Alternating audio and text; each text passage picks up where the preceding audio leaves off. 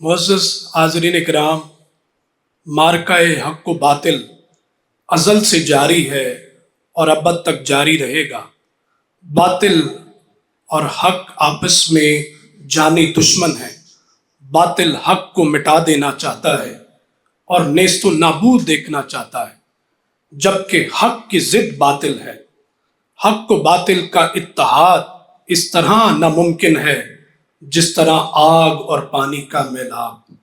अब मैं गुजारिश करता हूँ आज की तकरीब के मेहमान एजाज़ मोहतरमा डॉक्टर अमारा तारिक साहबा, आप सदर शुबा Urdu university of education Lahore, मैं आपसे गुजारिश करता हूँ कि आप तशरीफ़ लाएँ और इज़हार ख्याल फरमाएँ। भरपूर ताली गूंज में इस्तकबाल कीजिए। बहुत शुक्रिया। बिस्मिल्लाहिर्रहमानिर्रहीम। अस्सलाम वालेकुम। सबसे पहले मैं तक़रीबात जश्न आज़ादी के सिलसिले में आज के इस खुसूसी सेमिनार के कामयाब इनेकाद पर डायरेक्टर इकबाल अकादमी डॉक्टर अब्दुल रऊफ़ रफ़ीकी साहब को मुबारकबाद पेश करना चाहूँगी। सर, ये अमर लायक तहसीन है कि आपकी ज़ेरे निगरानी और क़यादत में इकबाल अकादमी जैसे पाकिस्तान के मौक़र कौमी इदारे में ना सिर्फ तहक़ीक़ व तालीफ़ का सिलसिला तसलसल से जारी है, बल्कि आप और आपकी मुकम्मल टीम जो है तफ़हीम इकबाल के सिलसिले में गाहे बगाहे मुख्तलिफ़ सेमिनार्स, अदबी नशिस्तों का इनेकाद करते रहते हैं, जो मौजूदा अहद की एक अहम ज़रूरत है। और सर, मुझे ये जान के भी बड़ी खुशी हुई कि अभी आपने इकबाल के 150वें यौम विलादत के हवाले से पूरे साल को जिस तरह इकबाल का साल करार देने का कहा, तो यकीन जानिए वो बहुत खूबसूरत है। तो जो है वो मैं शुक्रगुजार हूँ कि आपने मुझे मदऊ किया और इतनी इल्मी और अदबी शख्सियात की मौजूदगी और गुफ्तगू से इस्तिफादे का मौका भी फराहम किया। जैसे अभी बता रहे थे हमारे नाज़िम साहब कि मार्का हक़ व बातिल अज़ल से है और अबद तक रहेगा। हक़ व बातिल की कशमकश, गुमराही की जंग और कुफ्र और ईमान का ये मुकाबला ता क़यामत बरपा रहेगा। हम अमूमी तौर पर ये सुनते हैं, तो ये जंग क्या है? ये जंग दरअसल बुराई की तमाम इबलीसी सूरतों और तागूती ताकतों के मुकाबले में खैर व भलाई की कुव्वत का मद्दे मुकाबिल आ जाना है। बुराई की ये शक्लें चाहे नूरानी लिबादे ओढ़े हों, उनके झंडे मुख्तलिफ हों, वो तादाद में मुख्तलिफ हों, मुख्तलिफ ममालिक से ताल्लुक़ रखते हों, उनका ख़तरा हावी होता जा रहा हो, मगर सच क्या है? सच ये है कि उनके मुकाबले में हक़ और सच पूरी कुव्वत के साथ मैदान कारज़ार में सीना सिपर हो जाता है, क्योंकि खैर और हक़ के मतवाले और ये उशाके सादिक हर दौर में इन गुलामा ने अक्ल के फैलाए हुए उस खौफ व हरास के जाल, जो खौफ और हरास, जो सर ने अभी इनर प्यूरिफिकेशन की बात की है, तो वो प्यूरिफिकेशन जो है वो दरअसल एक रोड मैप है और खौफ उसका एंटी है। तो जब खौफ हरास के उन जालों से बेपरवाह शहादत है मतलूब और मकसूद मोमिन का ताज सर पे सजाए किसी भी मसलहत को कबूल नहीं करते, तो बातिल को मिटाने का अज़्म हमेशा जवान रहता है। इकबाल ज़रबे कलीम ने अपनी एक नज़्म सुल्तान टीपू की वसीयत में फरमाते हैं, तू राह नवर्द शौक है मंजिल न कर कबूल, लैला भी हम नशी हो तो महमल न कर कबूल, ए जुए आब भड़के हो दरियाए तुम दो तेज, साहिल तुझे अता हो तो साहिल न कर कबूल, बातिल दुई पसंद है हक़ ला शरीक है, शिरकते में आनाए हक़ को बातिल न कर कबूल। आज इस नशिस्त में जो गुफ्तगू का मौजू है वो बुनियानुल मरसूस इकबाल के मार्का हक़ व बातिल के तनाजुर में है। तो बुनियानुल मरसूस और अल्लामा मोहम्मद इकबाल को अगर एक फ़िक्री और मानवी रब्त में देखें, तो दोनों का ताल्लुक कुरानी तसव्वुर उम्मत, इत्तेहाद और मजबूत इज्तिमाई ढांचे से जुड़ता है। ये कुरानी इस्तिलाह सूरह सफ़ की आयत नंबर 4 से ली गई है, इन्नल्लाह युहिब्बुल लज़ीना युक़ातिलूना फ़ी सबीलिही सफ़्फ़न कान्नहुम बुनियानुम मरसूस। बेशक अल्लाह उन लोगों से मोहब्बत करता है जो उसकी राह में इस तरह सफ़ बस्ता होकर लड़ते हैं, गोया वो सीसा पिलाई दीवार हो। بنیان المرصوص سے مراد ایک ایسا اجتماعی ڈھانچہ ہے جس کے افراد باہم یوں جڑے ہوں آپس میں جیسے سیسا پلائی ہوئی دیوار میں اینٹیں مضبوطی سے جڑی ہوتی ہیں۔ اقبال کی شاعری و فکری تعلیمات کا بنیادی نقطہ اس اصطلاح مراد بنیان المرصوص کی توسیع ایک الیبریشن ہے جو امت مسلمہ کی اجتماعیت کو خودی، بے خودی اور کبھی مرد مومن جیسے تصورات کو عملی صورت میں جو ہے وہ پیش کرتے ہیں۔ اب اسی اصطلاح بنیان المرصوص کا ایک دوسرا منظرنامہ ہے جو عسکری منظرنامے کے حوالے سے ہے، جہاں یہ اصطلاح آپریشن بنیان المرصوص دراصل افواج پاکستان کی مضبوط، متحد اور منظم حکمت عملی کی عکاس ہے جو 10 مئی 2025 کو بھارتی افواج کی بزدلانہ جارحیت کے رد عمل میں سامنے آئی کہ اس مارکے کو مارکہ حق کہا گیا، اور یہاں یہ اصطلاح اب محض ایک تشبیہ نہیں رہی بلکہ پاکستانی افواج اور دیگر اداروں کی ایک حکمت عملی، اجتماعی طاقت اور پیشہ ورانہ بے مثال قربانیوں کی عملی تفسیر بھی بن جاتی ہے۔ گویا وہ سیسا پلائی دیوار محض اینٹوں سے تشکیل نہیں پاتی بلکہ اینٹوں کی ترتیب، ان میں اجزائے تعمیر کا توازن اور بنیاد کی مضبوطی ہی اسے ناقابل تسخیر بناتی ہے۔ اسی طرح قوم میں منظم حکمت عملی، نظم و ضبط، ادارہ جاتی ہم آہنگی اور قیادت کے اطاعت سے کامیاب ہوتی ہیں۔ آپریشن بنیان المرصوص محض ایک فوجی کارروائی کے طور پر آپ قطعاً نہ لیں بلکہ حق و باطل کے مارکے میں حکمت، سچائی، قربانی اور عزم کا پرچم بلند رکھنے والی تاریخ ساز ایک جدوجہد کے طور پر آپ اسے لے سکتے ہیں۔ ہو حلقہ یاراں تو بریشم کی طرح نرم، رزم حق و باطل ہو تو فولاد ہے مومن۔ علامہ اقبال صرف مجتہد، مفکر، محقق اور شاعر و فلسفی ہی نہیں تھے بلکہ ایک مجاہد اور دین اسلام کے شیدائی بھی تھے جو حق گو، حق شناس اور خود آگاہ تھے۔ وہ ساری زندگی خیر و شر کی تفہیم و تعلیم اور مارکہ حق و باطل کے لیے فکری سطح پر امت مسلمہ کو تیار کرتے رہے۔ رزم حق و باطل کے حوالے سے اقبال کے خیالات پر ایک نگاہ ڈالیں تو حیرت ہوتی ہے کہ ان کے ہاں یہ تصور کیسا مبسوط اور جامع ہے جو ایک مکمل تاریخی پرسپیکٹیو رکھتا ہے، اس کا ایک منظرنامہ ہے۔ اقبال کے خیال میں تاریخ انسانی میں حق اور باطل کی جنگ ازلی ہے۔ انسان کی فکری، روحانی اور تہذیبی تاریخ اسی تصادم سے عبارت ہے۔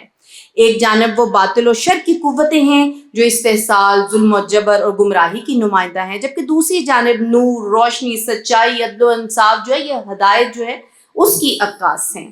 بانگ درا میں وہ اپنی نظم ارتقا میں کہتے ہیں: ستیزہ کار رہا ہے ازل سے تا امروز، چراغ مصطفی سے شرار بولہ بھی۔ تاریخ انسانی میں حق و باطل کا مارکہ جو سب سے بڑا مارکہ ہے وہ حضرت ابراہیم خلیل اللہ کا باطل کے سامنے ڈٹ جانا ہے، اور اقبال کے خیال میں نظر اللہ پہ رکھتا ہے مسلمان غیور، موت کیا ہے فقط عالم مانی کا سفر۔ اس کی عملی صورت کا مظاہرہ کرتے ہوئے بے خوف و خطر وہ نمرود کی خدائی سے انکار کیا اور نتیجتاً آگ میں پھینک دیے گئے، مگر باطل کا یہ حملہ اللہ کے حکم سے ناکام ہوا اور وہ آگ عاشق صادق کے لیے سلامتی بن گئی۔ چنانچہ اللہ نے واضح کر دیا کہ ہمیشہ کی زندگی اور فتح و کامرانی کے لیے حق جو ہے وہ فتح و کامرانی رکھتا ہے، جبکہ ناکامی و مغلوبیت باطل کا ایک نصیب ہے۔ اقبال ارشاد فرماتے ہیں اس حوالے سے: ہو اگر خود نگرو خود گرو خود گیر خودی، یہ بھی ممکن ہے کہ تم موت سے بھی مر نہ سکے۔ اقبال اس مارکہ حق و باطل میں حضرت ابراہیم علیہ السلام کو بہت مختلف جگہوں پہ خراج تحسین پیش کرتے ہیں، ان کی قربانی کو جو ہے وہ یاد کرتے ہیں، اور وہ کہتے ہیں کہ صنم کدا ہے جہاں اور مرد حق ہے قلیل، یہ نقطہ وہ ہے جو پوشیدہ لا الہ میں ہے۔ یعنی وہ حق و باطل کا مارکہ ہمیں آج تک کے عصر حاضر کے لیے ایک لے آؤٹ ہمیں بنا کے دے رہے ہیں۔ حق و باطل کا اسی طرح دوسرا بڑا مارکہ حضرت موسیٰ علیہ السلام کا نعرہ حق اور جابر و ظالم فرعون کی طاغوتی طاقت کا خدائی اظہاریہ تھا۔ وہ یہ تھا کہ میں تو اپنے سوا تمہارے کسی معبود کو نہیں جانتا، لیکن اس مرد حق اور مرد جانباز کے عزم سمیم نے فرعون اور اس کے لشکر کو ہزیمت و رسوائی اور تاریخ ساز شکست دی کہ وہ تا قیامت ذلت و عبرت کا نشان بن گیا، اور خدا کا وعدہ سچ ہوا اور حق غالب رہا۔ اس مارکہ حق و باطل میں کو اقبال اپنی نظم فقر و ملوکیت میں کچھ اس طرح بیان کرتے ہیں، فقر کی طاقت کو بیان کرتے ہوئے: اس کی بڑھتی ہوئی بے باکی و بے تابی سے تازہ ہر عہد میں ہے قصہ فرعون و قلیم۔ اس کے علاوہ رموز خودی پہ بھی متعدد بار وہ انہوں نے حضرت موسیٰ علیہ السلام و کلیم کا جو ہے وہ تذکرہ فرعون کے مقابلے میں اس طرح کیا کہ جو ہے وہ باطل اور حق جو ہے وہ کس طرح الگ الگ ہوتے ہیں۔ حق و باطل کا عالمگیر مارکہ غزوہ بدر کا جو سر نے بھی ابھی تذکرہ کیا، وہ عظیم مارکہ ہے جب اسلام اور کفر، باطل اور حق آمنے سامنے آئے۔ تاریخ گواہ ہے کہ باطل قوت کے مقابلے میں 1/3 مجاہدین اسلام نے ناکافی جنگی ساز و سامان کے باوجود بنیان مرصوص کی عملی تفسیر بنتے ہوئے کفار کو بدترین شکست دی۔ اللہ پاک نے بھی اس مارکے کو یوم الفرقان کہا۔ علامہ اقبال نے اس پورے مارکے کی تفصیل ایک شعر کے ذریعے بتا کر امت مسلمہ کو جنگ کی اصل حقیقت اور حکمت عملی سمجھا دی کہ فضائے بدر پیدا کر فرشتے تیری نصرت کو، اتر سکتے ہیں گردوں سے کتار اندر کتار اب بھی۔ یہ بھی اگین دیکھیں عصر حاضر کے حوالے سے وہ ایک منظرنامہ ہے ہمارا۔ حق و باطل کا فیصلہ کن مارکہ فتح مکہ ہے۔ ابو جہل، قریش کے بدترین سرداروں اور دشمنان اسلام کی عداوت و شقاوت کی پھونکوں سے اسلام کا چراغ تو نہ بجھ سکا۔ سال ہر سال کی اذیتوں، آزمائشوں، امتحانات و ابتلاءات کے بعد آخر دین اسلام غالب آیا کہ حق نے غالب آنا ہے اور باطل مٹ گیا کہ باطل تو مٹنے ہی والا ہے۔ اقبال اس تناظر میں کہتے ہیں کہ اون کے بر آداد رحمت در رحمت کشاد، مکہ را پیغام لا تسریب داد۔